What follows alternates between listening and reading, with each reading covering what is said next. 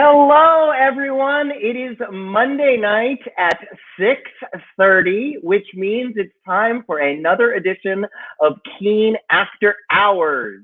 Hello, I'm Jonathan Silverstein, the artistic director here at Keen Company. We are an award-winning nonprofit theater company here in New York City, and we tell stories that champion identification and connection about the decisive moments that change us. I am so glad that you've joined us tonight. We have a very special guest, someone who's very important to Keen Company, Mr. Adam Gwon. And I'm so excited to welcome him on After Hours. But before we get started, I want to take a moment to do a land acknowledgement. We do this to recognize the long history of the territory where we live and work and its significance for the indigenous peoples who lived and continue to live here, and to demonstrate our commitment to addressing the legacy of colonialism and in our work and practices. I am speaking to you today from Brooklyn, New York, which is the traditional land of the Lenape people. Since our activities tonight are shared digitally to the internet, we'd also like to acknowledge and consider the legacy of colonialization embedded within the technologies, structures, and ways of thinking we use every day. We are using equipment and high-speed internet not available to many indigenous communities. Even the technologies that are central to much of the art we make leave significant carbon footprints, contributing to changing climates that disproportionately affect indigenous peoples worldwide. We invite you to join us in acknowledging this, as well as our shared responsibility to make good use of this time, and for each of us to consider our roles in reconciliation, decolonization, and allyship. So, without further ado, let me welcome aboard my co-hosts, Billy Reese and Ashley DeGiorgi. Hello, hello. Hello. Happy Monday. Oh gosh, happy Monday. Happy Monday indeed. We all have a very different color palette on tonight. It's true. And sort of patterns on. I had a lot of questions about this blouse. I would love the audience to write in and see whether it's a keeper or whether I should just let it go. So that would be so great. I can tell you right now, Ashley, it's a keeper. It's a keeper? I've just tallied the audience already. It's a keeper. Okay, it's fabulous. Don't give it a second thought. Come on. We already followed over Billy's shirt earlier today, so. Yeah, this is true. So I mean, look at all that. Any time out of the broadcast. I know it is. It's very loud, but. Now this is a fashion broadcast, is that right? This what we do every week. We just come on each other's shirts. Great. Yeah, absolutely. Heidi Klum is going to be our guest next week, actually. I have not gone back and looked and seen if I have repeated clothing before, but I'm pretty sure the wardrobe team that we have assembled has not let me leave the makeup chair without, a new piece of clothing. They're the best. They're the best. We have the best team. We really do. We really do. The person that actually just travels to each of our locations really quickly. Last look. Yeah, it's nice to have interns. Yeah. So, okay, it's another week. It's a very different week this week. A lot has happened in this last week. Obviously, there's a lot that's happened in the world, which is exciting. And holy moly, what episode of 1993 are we up to these days? Friday we will drop the 3rd episode. Oh my gosh. So those of you who are tuning in who might not know, we're right at the beginning of our Here Now season of audio theater, and we have been releasing episodes of our first piece, 1993 by Finkel, and there are 8 episodes in total, and this is going to be week number 3. Exciting. You can listen on our website, but also on any podcasting app. Just search for Here Now Keen Company and you'll find it. You mean we're actually on podcasting apps? Yeah, we're a big deal. We're a big deal. We're in print, baby. Incredible. So, what do you think? Shall we welcome aboard our special guest? Yes. I absolutely think we should. Our special guest is a very, very, very talented composer, lyricist, librettist, does it all. The writer of Keen Company's Ordinary Days from 2 years ago, which was the first show I worked on at Keen Company, so it has a very special place in my heart. And also the composer of Roundabout Scotland, PA, which I saw in reading form a few years ago because I'm, elitist. You're an insider. Yeah, I'm an insider. Before we bring him on, let's play a little clip from our production of Ordinary Days. And as a bonus, I just have to say, if you listen very closely to the beginning of this clip, you can hear Johnny Silverstein's laugh in the background. Oh no! Oh no! It started with the wine. The wine? The wine. We were shopping for a bottle to bring to her cousin's soiree. My cousin, the sous chef, she's very gourmet. I grabbed my favorite Cabernet. He's got no clue, and so I say, darling, the wine. The wine? The wine. They're serving monkfish, so darling, the wine can't be red. How about this Austrian Riesling instead? Honey, I don't like the Riesling. When have you ever seen me drink Riesling? Never, but can't you listen this once? Red wine and fish, you'll look like a dunce. Fine, I'll bring the red, you bring the white. That way I'll still get drunk, you'll still be right. Fine. Fine.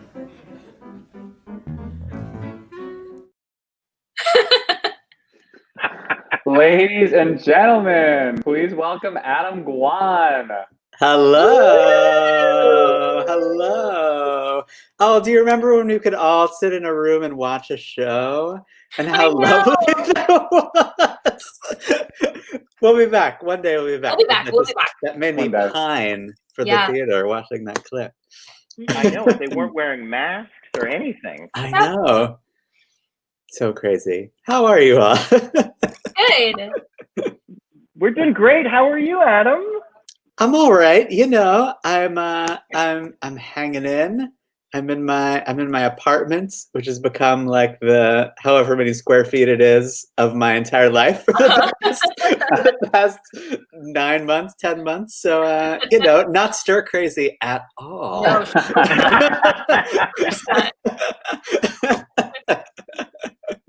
No. Man.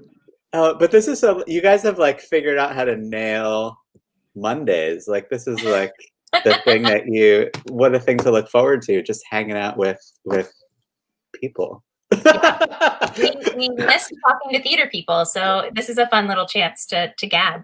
That's so great. Well, thank you for having me. Yeah. Of course. Let me take a moment to introduce you in my own special way to the audience here. This may be reminiscent of our first rehearsal, Adam.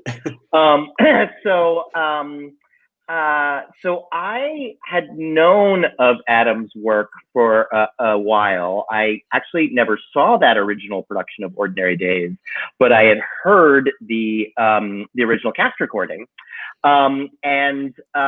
But I didn't know Adam. And the first thing I did as artistic director of Keen Company is I said, we need to do musicals at Keen Company. We need to do intimate musicals at Keen Company. And so the first one we did was Marry Me a Little by Stephen Sondheim and Craig Lucas and Norman Renee. And when that show was over, I went the first board meeting after the show was over. We got to the board meeting and everyone was like, all right, great. We love that musical, but the next musical you need to do is Adam Gwon's Ordinary Days. And I was like, okay. And so of course I was like, yes, I love Ordinary Days, but it was like just produced like 2 years ago. So I don't know if we can do it right then. But what I loved was that you had built up this amazing relationship with several of our board members. Because several of our board members are big Roundabout fans and they'd all seen Ordinary Days. And they were like, you need to meet Adam. And so Adam, I think you came and saw Marry Me a Little. I did, for sure. You then came to a couple benefits. And it just felt like, you were just part of the family. And so it was a couple years ago, I was like, all right, I think it's been enough time. It's been almost 10 years. I think it's our time to do Ordinary Days. And it was just, boy, what a joy it was to work with you on that. And we created some new orchestrations for the project, and you did some editing and some new writing, and it's just been a joy. You've always felt like a member of the Keen family, but now that we did that show, you're a true wonderful member of the family. So, and one thing I will say about Adam is he writes the most beautiful, heartfelt lyrics and music one could ever ask for. And, you know, that's something that we do here at Keen Company. We're big into being heartfelt and sincere. And you are one of the most sincere writers out there. So it's just been a pleasure to have you at Keen. Oh, thank you. I've felt drawn to Keen even before I knew you, sort of, as you said, with all, like, just the shows that you pick and that idea of sincerity, which is not always, you know, at the forefront these days. Yeah, so I'm thrilled that we found each other. I feel like it was destined to be. Absolutely. Destined to be, with a little matchmaking from my board. Yes, with the help of the board, with the Keen board. That's enough for all people to be name checked at a board meeting. That's pretty impressive. Yeah. Well, it's amazing that the board members are so wonderful at Keen and were equally supportive, especially at Roundabout, I think, of the Roundabout Underground and the whole program to cultivate the new voices in that black space, which is where Ordinary Days was.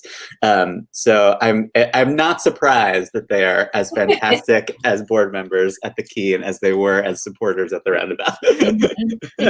Well, and they obviously have good taste. I mean, like, you don't always get that with a board member.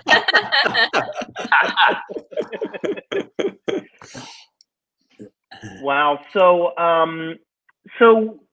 we like to spend a little bit of time kind of getting to know you and your career and different sort of paths you've taken. We always discover so many amazing things that we may not have known throughout these chats. So I guess we're sort of curious to know from you how you got started being a composer and lyricist. Like, how did you just start at age 8, like composing songs? No, not at all. Not at all. No. The one sort of strange, inexplicable thing that I was drawn to as a kid were pianos. Like, I just, at a very young age, anytime I saw a piano, whether it belonged to a stranger or someone we knew, I would go up to it and just start sounding out songs that I knew on the keys. It was just something, I don't know why, but I just did. No one else in my family is musical or, frankly, particularly artistic. But my parents were like, "What's the deal with this weirdo who like keeps going to play with pianos?"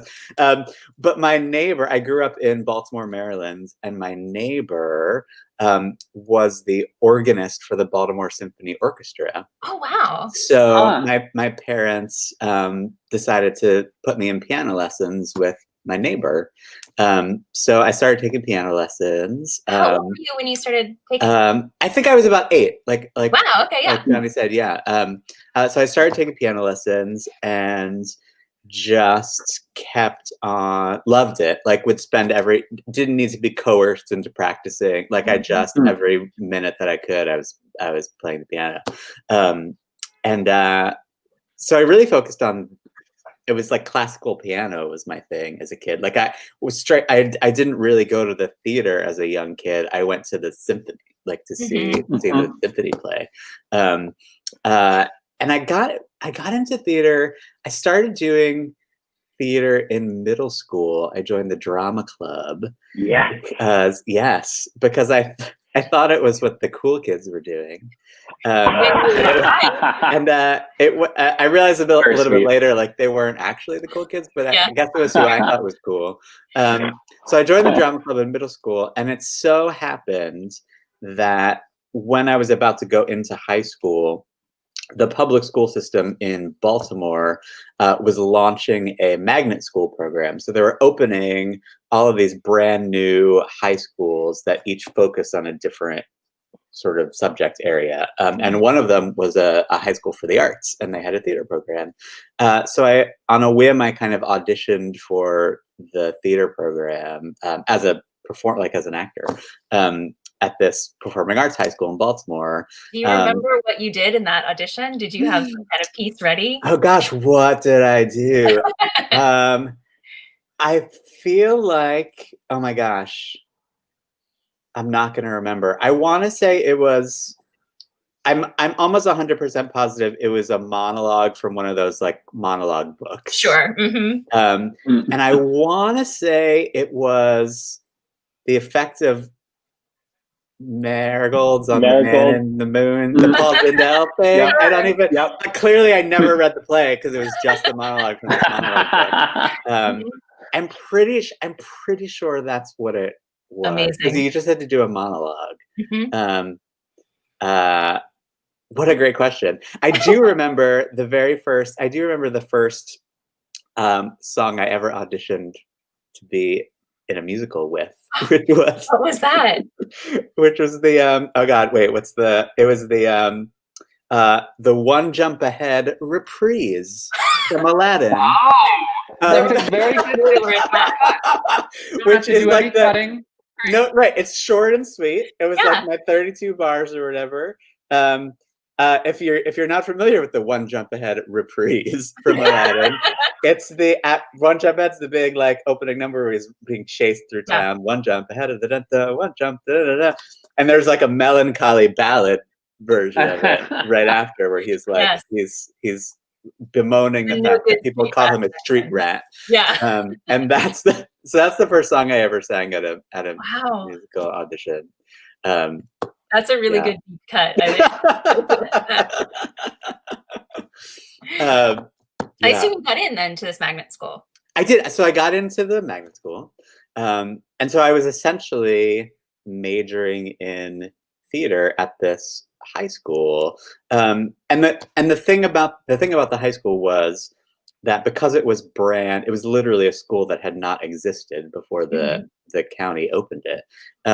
And so all of the teachers that came to teach at the high school, even like, the biology teachers and the algebra teachers, they all sort of applied to teach at this school because they were really into the arts. So like all of my teachers, I had theater teachers, but then I also had all the other classes, but they too were like super into the arts. And so I had an English teacher, for example, who was a super duper Stephen Sondheim fan. Oh my God. And would, normally if a teacher like doesn't feel like teaching for a class, they'll put on like a movie or something. And our English teacher would put on like the cast album of Assassins and like hit play and then sit at his desk like grading papers, and we would be listening like, what's this? Amazing. Wow. So I had this sort of strange, our school did, I was in a high school production of Sunday in the Park with George. Awesome. When I was 14 or 15. I played the Brent Spiner track. Great. Naturally. But I had this weird sort of education about theater and musicals when I was in high school. But the thing that happened in high school that really turned me on to writing musicals was we would go see all of the student matinees at Baltimore Center Stage, which is the big regional theater in Baltimore. And one of the shows that we went to see was the out-of-town tryout of a musical called Das Barbecue, which is this delightful. Really knows it. Really knows it. I do know it. It's a country western retelling of Wagner's Ring Cycle. Oh, of course. Naturally. And they took us to the show and we were obsessed with it, like obsessed. And for the first time I was like, wait a second, people write musicals? Because as part of these student matinees, they would send us the scripts for all the shows. And Center Stage does and did a lot of like new plays and things. So they would send to the schools the scripts to the shows. so you could read it ahead of time and talk about it and all that kind of stuff. So they had sent us the script to this Das Barbecue show, and sure enough, on the front cover of the script was a composer and a lyricist and like their contact information. I was like, people write musicals? So I wrote a letter to the composer because his address was on the cover page of the script. And I basically was like, I think this was my freshman year of high school, so I was like 13 or 14 or something. And I wrote this letter, and I was like, it was basically like, wait a second, you write musical? Like, what are you talking about? I saw this musical and it was really fun, but you wrote it? And sadly, my letter was returned because I guess the composer moved. I did get to I met the lyricist a couple of years ago. And like got to tell him that his musical changed my life. But that was, I'm sure you're the only person who has ever told the writer of Das Barbecue that your musical changed my life. That's amazing. So that was like that, but I didn't start writing musicals after that. I just sort of like, it was like a moment. Yeah, you like plucked it. Yeah. And it wasn't until I got to college. So I continued this interest in theater, mostly as a performer still. And I got into NYU in their theater, in their performance program at NYU. And I had a teacher there who was a composer, and he heard me play the piano one day and like pulled me aside and was like, hey, I feel like I hear your voice like doing that in a way that I don't hear your voice doing this other stuff that you're doing like in class and stuff. And so it's a long story, but that teacher passed away very sadly, like that year, like that. Oh my goodness! My freshman year of college. So I went off to do summer stock that summer up at the Hangar Theater in Ithaca, New York. Oh, wow, yeah. And while I was there, and he had just passed away, and the theater was putting together a cabaret and sort of asked the company of actors who were up there if anyone wanted to write anything. And so a friend of mine who I was there with, we decided to like write a couple songs together. And that was the first time I like actually started writing. And then once that happened, there was no turning back. I sort of knew that was the thing that I wanted to do. Well, I had no idea that you were playing piano, like a musician and a theater artist, and they only crossed paths sort of later on in the process. That's interesting. Yeah, they never came together until I got to NYU. And there's a rule at NYU, at least when I was there, that freshmen can't perform or audition for productions, just to keep everyone focused on like their academics and getting used to the city. And I really wanted to be involved in productions. And so I started music directing and writing incidental music for like student play productions, like as soon as I got to NYU, and very quickly became the go-to guy to score your production of a Sam Shepard play. But that was really the first time that the piano playing and the theater came together, because in high school I was doing theater at high school and then piano outside of school with my piano teacher, and those two things never really came together until later. Well, I have to say, yeah, it's true. Yeah. Thank you, teachers. What's funny about that is how you sort of discovered, not really, but how you sort of discovered, writing musicals your freshman year of high school. In my freshman year of high school, I sort of started, writing musicals, and one of my favorite cast albums at that time was Ordinary Days. And, we had and we had a musical theater performing class. And, since I was sort of like the little gay kid in the class, I would bring in suggestions for everybody. And, by the end of the year, there were like 4 different kids in our class singing songs from Ordinary Days, just because it was, such a perfect showcase for that. Yeah. So I think your work definitely has inspired a generation of writers. I mean, you and sort of, when I think of you and your work, I think of like that first sort of like generation of musical theater writers whose work was heard through like YouTube and stuff and streaming and Absolutely, everything, yeah. you know? Well, that Which was is, like you know, sort of, that Okay. was the thing that like that sort of got our work out there for the first time. I'm in that like sweet spot of the generation where like YouTube became a thing, and we were like, okay, let's put some songs on YouTube, and it's almost like now there's so like it's so oversaturated now that it's harder for like a writer or even a particular song to sort of like emerge from the sea of everything that's out there. But when we were doing it, there wasn't a lot. It really was sort of this. It captured a lot of people's attention, I think, because it was sort of this new way of looking at musicals, and maybe even now that I think about it, like a way. I think the reason that I got so excited about this Das Barbecue musical, because there was zero way for me as a 14-year-old in Baltimore to like be aware of musicals being developed or like things that like didn't reach a certain level or didn't have an album. And YouTube sort of fills that void because people can get a glimpse at shows that they might not get to see performed live. It's like, you know, how else would these kids from the other side of the country see videos from concerts at the Zipper, you know? Right. Yeah.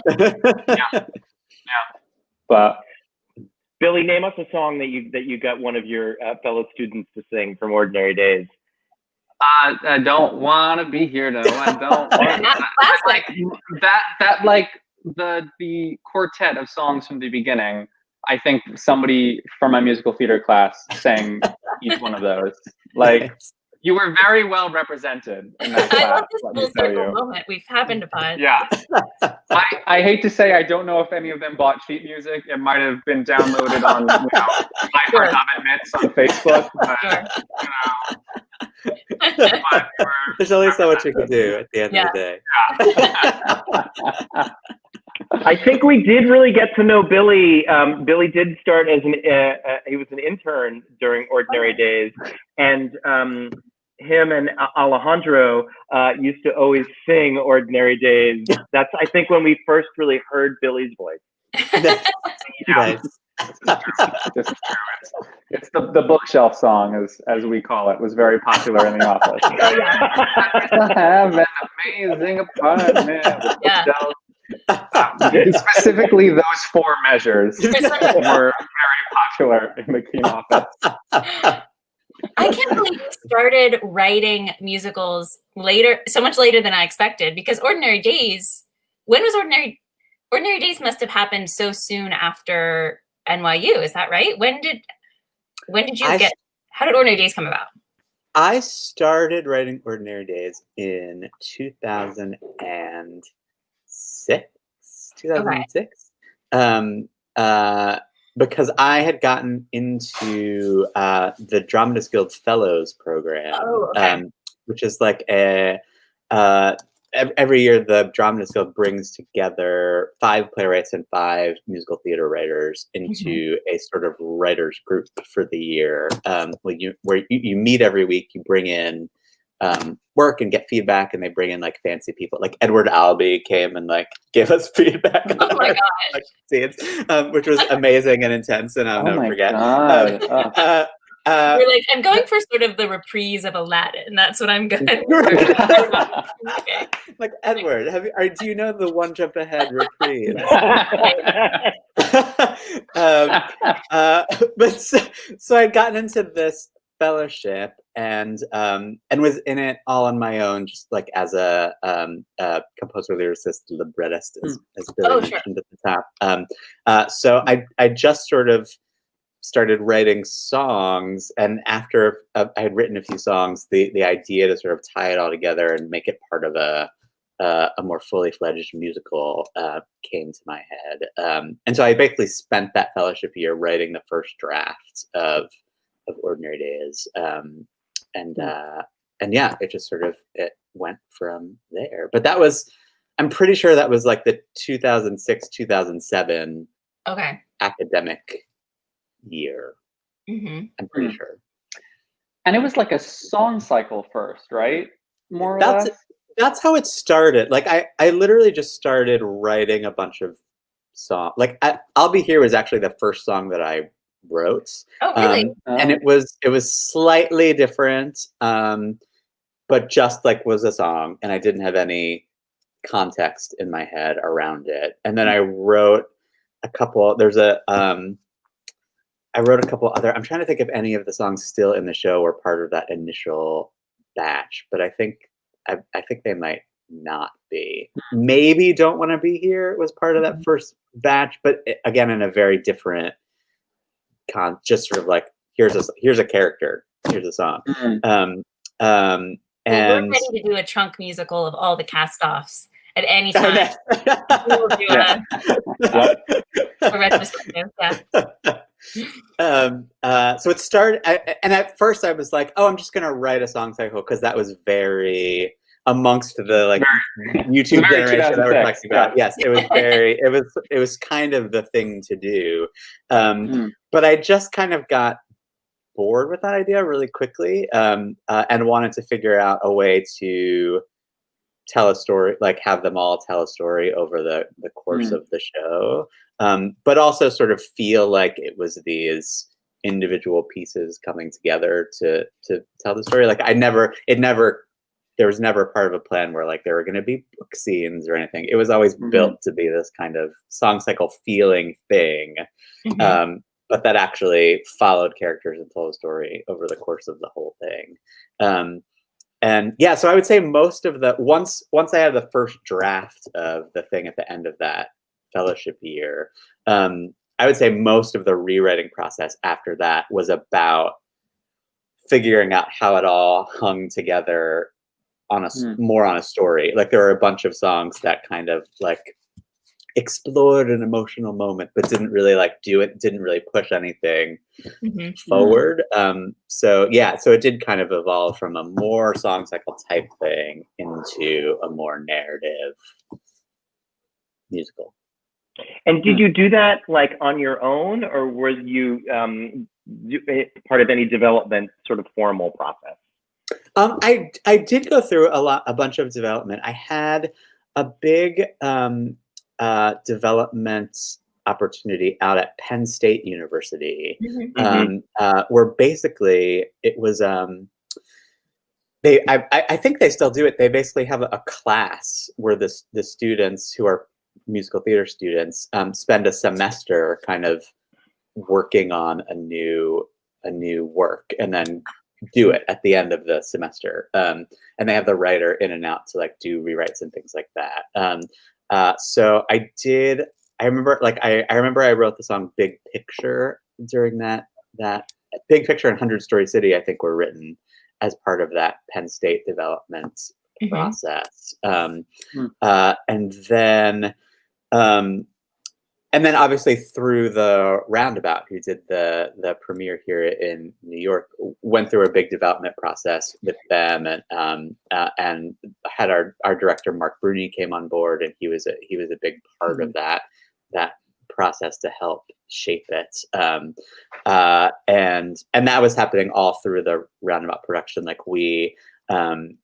the song Let Things Go, which is Claire's first song in the show, was a new song that we wrote during previews of the Roundabout production. Oh, I didn't know that. Yeah, there was a different song there that we put a new song in like during previews. And I remember the first time that Lisa Brescia sang it, because the song is all about like unpacking boxes, and so she had the lyric sheet like in the box that she was unpacking. So she just got this new song.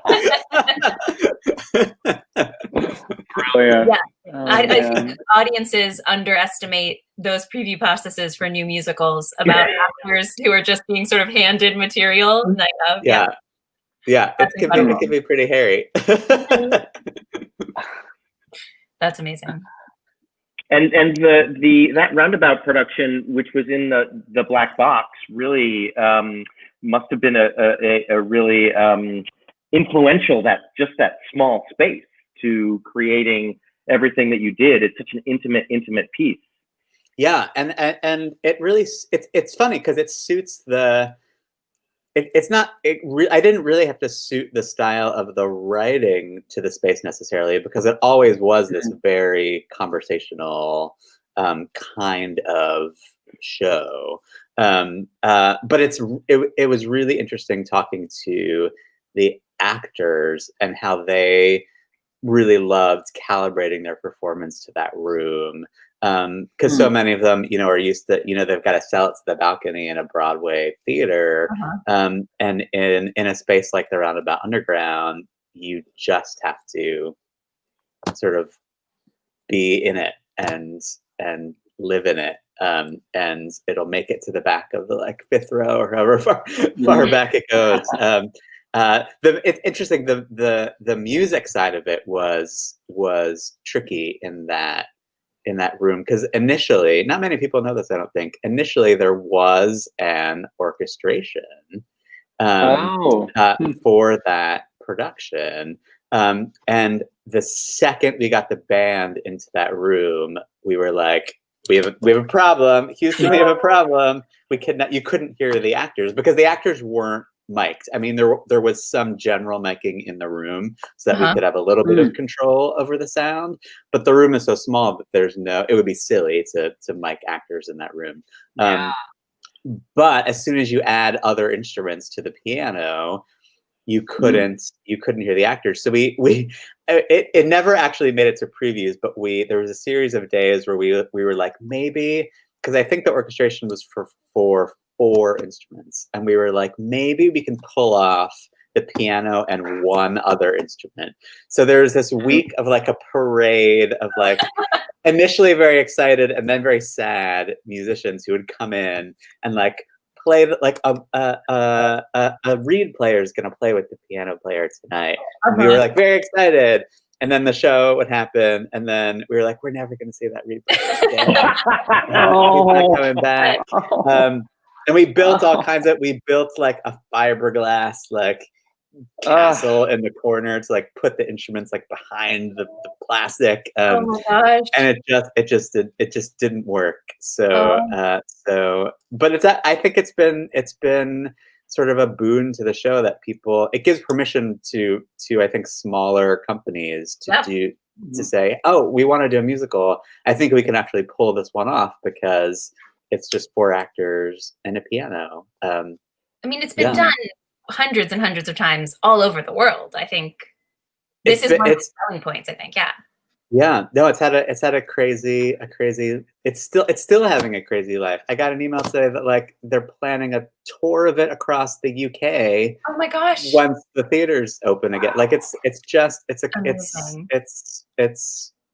crazy. I just can't believe that this thing that we did in a basement in 10 years ago, it's still kicking on such a scale. But well, the Venn diagram of being a beautiful, full, amazing piece and also being manageable to produce is the dream. Yeah. There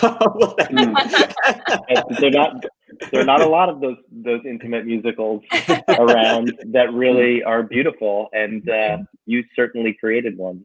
Oh, thank you. And for ours, you got to add in more of those instruments. Right? Yes, I mean it was amazing to have those orchestrations for the Keane Company, and with one of my kind of dream all-time favorite orchestrators, Bruce Coughlin. Just amazing.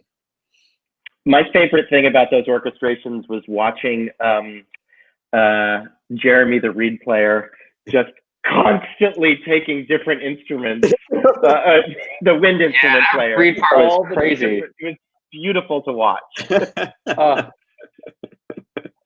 It was bordering on cruel, that reed part. So one of our fans of Keane After Hours, as well as one of our subscribers, has an Ordinary Days related question. Oh, and his name is Charles. Hello, Charles. Hello, Charles. Thank you for listening in.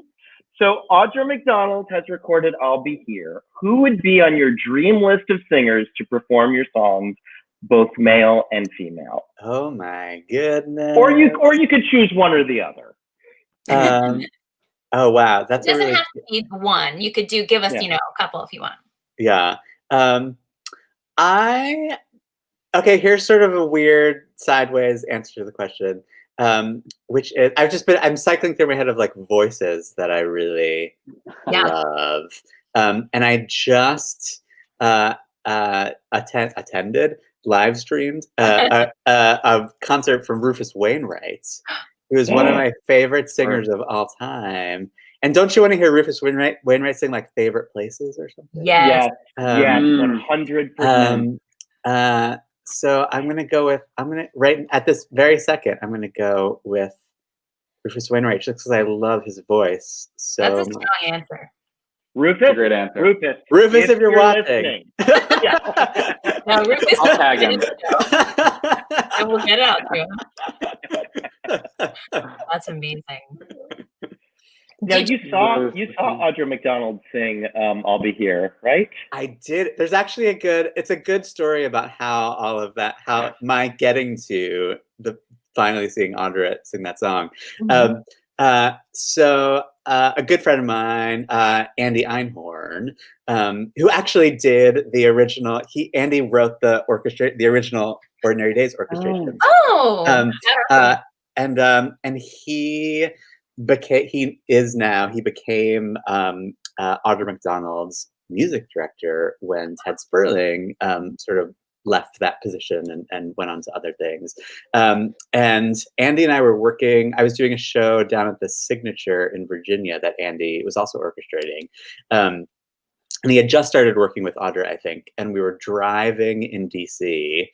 And he very casually was like, I think I wanna share "I'll Be Here" with Audra and just see what she thinks. And I was like driving the car and he was in the passenger seat. And I like tried not to like crash into something. And I was like, oh yeah, that's great. Like, sure, go for it. And so he did. Some time went by and he did. And so I got a call from Andy. This was like probably a year later or something. And he was like, so Audra is going. She loves the song, and she's going to test it out at her concert tour in the fall. And I was like, this is amazing. Where is the concert tour happening? Like, there's no way I'm gonna miss this. I'm coming. And he was like, hold your horses. She's gonna test it out first in the first 4 stops on the tour just to see how it goes. And I was like, okay, I will be at one of them. And it was like Boston, Philly, DC, some other place that wasn't New York. And so I was like, perfect. I'm going to come to the Philly show. And so I had planned to go to the show in Philly. And I had even to the point where like I had a reading of a show I was working on at South Coast Rep in California the same week. And I got them I was like, can we please take the day off on Wednesday or whatever day it was so that I can like take the red eye to Philly from California to like see this because if this is the only time it's going to happen and I miss it, I mean, I'm not gonna let that happen. So the theater was really lovely, and they were like, "Yes, we'll take the day off on Wednesday, so you can like fly to Philadelphia and see this thing." So the day before, I get a call from Andy, and he's like, "Adam, I have good news and I have bad news." I was like, "What's the bad news?" And he was like, "The bad news is there's been a stagehand strike at the Kimmel Center, and so Audra's concert is canceled." I was like, "Oh no." He was like, "The good news is that the song's been going really well and she's going to sing it on the rest of the concert tour." And I was like, "Fantastic. I will come to wherever." I was like, "Is it coming to New York?" And he was like, "Well, it's coming to Carnegie Hall, but that could be a different program. Like that's a whole other ball game." And I was like, "Fair enough. I'll come wherever." But then she ended up singing it at Carnegie Hall. So the first time that I saw her do it was also my Carnegie Hall debut. Wow! And she did this thing. I'll never forget. She the I got an email like as I was like approaching Carnegie Hall that was like, okay, so Audra's gonna, after she sings the song, she's gonna point you out in the audience. So stand up. But then in all caps, it was like, under no circumstances, come to the stage or like do it, just stand up and like wave. I was like, okay, cool. So she sings the song, and they had seated me. My parents came down for it. Amazing. They seated me in like one of the boxes. So I was like, a level up, but like straight on center, but like in one of the boxes. So she sings the song, and then she was like, the composer of the song is here, Adam Gwon. And so she like the house lights come up, and I stand up, and she was looking for me in the orchestra, and couldn't see me. So I was like up in the balcony, like waving like this, up in the like the upper tier. And finally she saw me, and she was like, "Oh, there he is." And I'll never forget this. The entire sold out audience of Carnegie Hall turned to like look up. Like, I mean, and I was standing there like this, sort of like a Vita in the balcony, and I was like, hey, everybody. So that was the first time I got to see her sing that song, which was pretty special. Wow, that's amazing. That's so cool. I also would have loved the version in which you tried to make it to the stage from your balcony, and like I gotten tased by the Carnegie Hall guards or something. Like, my God. We have a viewer who is asking if you could talk about a little bit about your experiences with Scotland, PA, and how that process was. Sure. Well, one of the great things about the Roundabout Underground program that produced Ordinary Days was that as part of that, they don't just produce your show, but they commission you to write a new show, because they really want to show a commitment to a writer and not just one particular show, which I think is such a fantastic philosophy. So Scotland, PA was my commission from the Roundabout after Ordinary Days. And I knew that I wanted to collaborate with a playwright on something. And so Roundabout set me up on 3 blind dates with 3 different playwrights who they thought I might get along with. And one of them was the playwright Michael Mitnick. And we hit it off right away and batted a few ideas around. And one of the things that he told me at our very first meeting was, you should watch this movie called Scotland, PA, because I had never heard of it before meeting Michael. And he had seen it, I think when he was in high school, and filed it away in his brain, and then went on to study playwriting in grad school with Paula Vogel, who taught this class about adaptation, and brought up this movie as an example of a really fun adaptation, because the for those who don't know, the movie is an adaptation of the Scottish play set in a burger shop in rural Pennsylvania in the 1970s. So it's an out there adaptation, but an adaptation nonetheless, and in lots of strange and delightful ways is quite faithful to the plot and the characters of Macbeth. So Michael said, you should watch this movie. I think for a long time I've thought it would be a really great musical, and so I did, and was also taken by it, and taken by the world of it, and the sort of classic rock vibe of it. And so with the help of the Roundabout, we approached the film studio and were able to get the rights to adapt it into a movie, and developed it. I think we got the rights for it in 2014. Oh wow! So it was sort of a 5-year process to write it. We did a number of readings and workshops and things with the Roundabout, and then it premiered last year, so about 5 years. But it was great. I mean, similarly to Keen, Roundabout is a company that I just feel sort of part of the gang over there, and I've known them all for so long, and it's great to feel like you have a home base where you can take work and develop it and be supported in that way. So it was a really lovely experience working on that show. So from Ordinary Days to Scotland PAs, it's like about 10 years, is that right? It was. Scotland PA opened almost to the day, 10 years. Wow. That feels like a really cool sort of 10-year moment. Yeah, I think it was within like 2 days of the 10-year anniversary of the opening nights, but it was the same slot in the season. That's so cool. That's so funny. So I was an intern for Ken Davenport in college, and I saw one of those workshops of Scotland PA. I right, think it was in like 2017.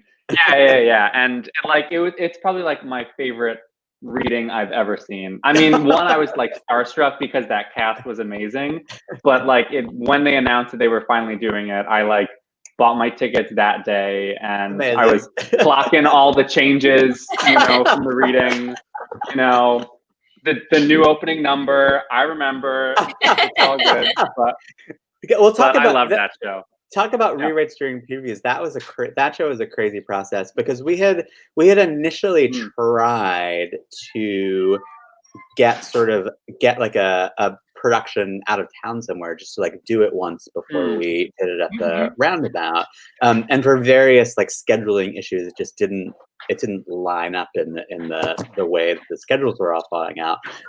So we were like, okay, our previews, as much as they can be, are going to be like the out of town tryout. And so we made so many changes during the previews. Those actors, I was in awe of those actors. I mean, like you said, it was like their brains were like in preview mode, so you threw something at them and they just did a completely different thing from night to night. It was really kind of amazing to watch those actors navigate all the stuff we were throwing at them. It was pretty spectacular. Do you enjoy that preview process? Do you thrive under that, like, okay, great, you've got 4 hours to figure this out before the next show? Or is that like a stressful process for you? It is very stressful. Of course. At the same time, like you pull it out, you turn it on and pull it out. Like that's sort of that's the beauty of it. But it's not pleasant. Not your favorite part of the process. It's not my favorite thing. I mean, there's an adrenaline rush about it, but it's definitely very, very, very stressful. I feel like, especially for a massive show like that, like I feel like the difference, for making changes during previews from like a small Ordinary Days to like, a massive Scotland PA is probably a pretty big difference. Yeah, well, there's the stress levels. Yeah, and changing any one thing, there's a huge chain reaction that sets off when you're doing a big production like Scotland, like from the set changes, which are all automated, to the orchestrations, to the choreography, to like there's it affects so many things when you would think, when the writer goes, oh, I just want to change this one line. Actually, it's like a really big deal. So yeah, there's definitely a lot to juggle. I mean, we had a backlogged schedule of when rewrites would go in. Like basically for like a whole week, we would know, like we'd like, okay, here are these rewrites. We're going to be able to put these 2 in on Tuesday, and then this one in on Wednesday, and I think these on third. Like we planned well in advance when we knew what changes could go in, and that's because of all the other things that needed to change around it and when it could be accommodated, really. So I'm dying to know, was Das Barbecue set in a barbecue restaurant? It was not, although I did go. There's this. It's a good parallel, though. It would be. Although I have seen a production of Das Barbecue set in a barbecue restaurant, because this is a great story too. There's this company that I hadn't heard of before this, but they seem pretty great. This company called On-Site Opera, and they do these kind of immersive productions of operas set in an environment that makes sense for the show. And I guess because Das Barbecue is based on the Ring cycle, they did a production of Das Barbecue set at a barbecue place like in Gramercy. And what I was like, oh my gosh, I have to go see this production. This is in January, I think. It was very recent. And what I didn't realize was that Bruce Coughlin did the orchestrations for the original Das Barbecue. Aww. And so I went to see the Das Barbecue in the barbecue joint with Bruce. And he was saying it was one of his the first shows that he ever worked on as an orchestrator. So I've been a fan of Bruce Coughlin even before I knew I was a fan of Bruce Coughlin. Wow. On that cover sheet, you could have contacted him. Wow. That is funny. Well, Ashley, I think we have some time for a few questions from the Keen Question Bowl as we begin to wrap up. If you'd like to dive into that. Well, now I was just telling the guys earlier that for some reason it is random, but I feel like we keep pulling out the same 3 questions. So we'll see. We'll see what. Maybe it's a trick, and I only have 3 questions, and I've just in here. Okay, totally random. Totally random. All right. Lightning round. Favorite junk food? Do you have any favorite junk foods? Kettle corn at the moment. Ooh. Oh, that's such a good answer, and it's very fall too. Yes, yes. It is kettle corn season. Dogs or cats? Do you have a preference? Dogs. Unequivocally dogs. I don't have a dog now. I grew up with dogs, but I don't have a dog in my life right now. I would like one, but I don't have one. Not right now. Yeah. Okay, is there an instrument you've always wanted to learn? Did you actually play the organ? Did your teacher teach you how to play the organ? I'm curious. Yeah, so over the summers, I would take organ. I would switch from piano to organ and would practice at a church somewhere where my teacher played. So I would go and climb up on the organ and deal with all the keyboards and the stops and the pedals. I think guitar would be the one that I would pick. I've taken lessons to try to play guitar, and for someone who has been a lifelong piano player, it is a total mindfuck, pardon my French. Yeah. Because it's completely, you have to do it just muscle memory, because if you try to make your brain think about notes vertically as opposed to horizontally on a piano, it just my brain could not handle it. It does make sense. So guitar would be the one that I wish I could do much better than I can. Okay, do you prefer center or aisle? Where do you sit? Oh, I'm gonna say center.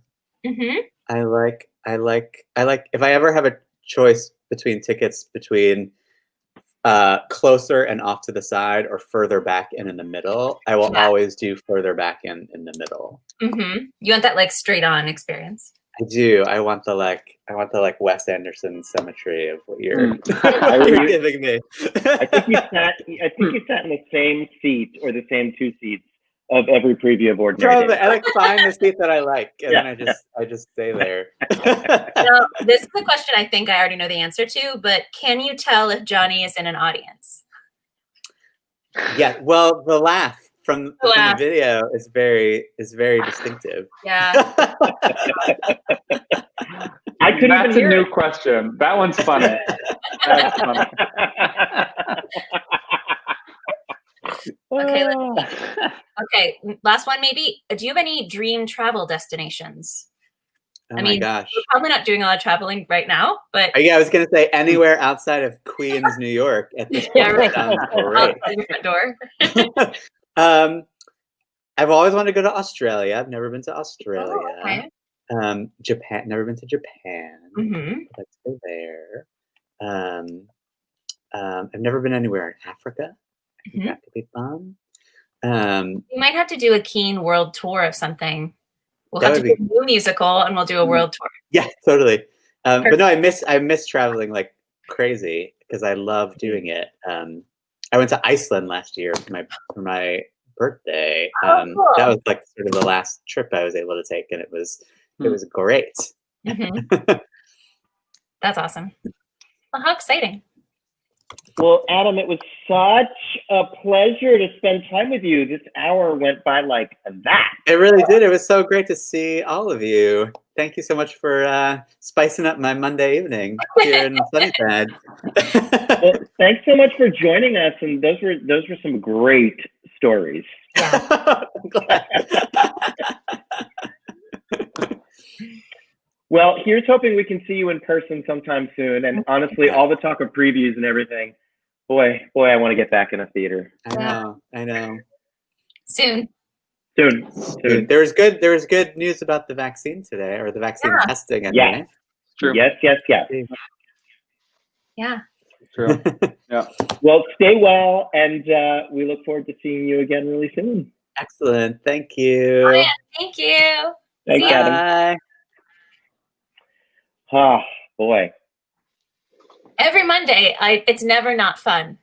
No. Never not fun. Never not fun. Amazing. They're always, and it's always new information and stories and inspiration every time. Mm-hmm. Mm-hmm. And a new opportunity for me to geek out. God bless. Love it. This whole thing is a construct, so we can go through Billy's wish list of guests. That's right. Absolutely. I don't think I knew that about you in Ordinary Days. I did not know that. That was definitely a formative show for me in high school. Yeah. I mean, like, it's Adam and Pascal and Paul and Joe Iconis were sort of in that group of people who sort of showed me a sort of practical way, I think, of to start writing musicals. Yeah. Definitely. Okay, I guess that means we have to get Joe Iconis and Pascal and Paul on here. We'll get the full. All at the same time. Yeah. A panel. Yeah. And then perfect. Well, next week in particular is another formative hero, if I may. Well, that is true. So next week we will be having the one and only Kevin Kilner with us. Kevin was in our production of Lemon Sky, which was a production that I directed, but before my tenure as artistic director. And I think a really freelance director then. Yes. Yeah. And I think Billy met Mr. Kilner at an opening night last year, and I don't get starstruck often, but I do get starstruck when I'm talking to the dad from Smart House. So very excited. Now Kevin has like insane stories. He knows everyone, and he's hilarious. He's literally been on every show that's ever been on television. Kevin Kilner. Yeah, pretty much. Well, here's to another Monday night. I look forward to seeing you all next Monday night, if not before. And I look forward to seeing you next Monday night. And I look forward to seeing you at the virtual theater soon. So thank you so very much for joining us tonight. Bye. Bye.